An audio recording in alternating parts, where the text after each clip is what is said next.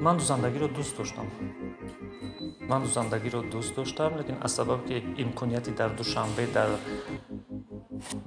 دانشگاه دیزاین و در دیزاینری امکانیت نداشتم داخل شدم. در آنجا در شهر قرغانتپه داخل شدم، در آنجا خواندم، لیکن مقصد موندم که من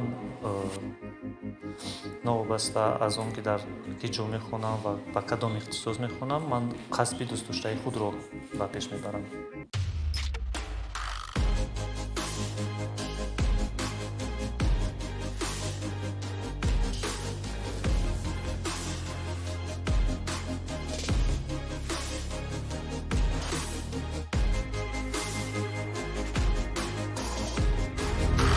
وقتی که ما کار میکردیم در جامعه میگفتن که پسر دوزنده شدن غیر امکان است و از طرف مردم بسیار فکرهای بد هم بود.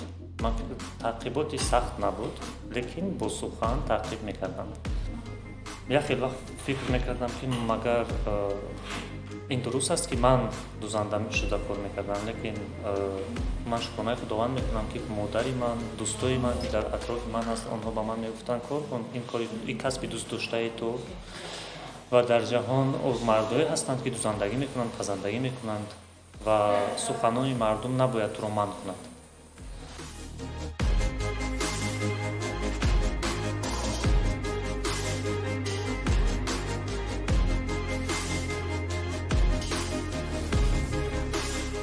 در دوره پاندمی راستی ما یک ماه دم گرفتیم.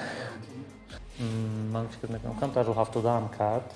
من فکر میکنم که امروز به دوشنبه آمدن من این یک پاندمی هم تاثیر خود را رساند. من فکر میکنم در وقت کریزیس و در وقت مشکلی ها ما راه میجویم از این مشکلی ها برآمدن.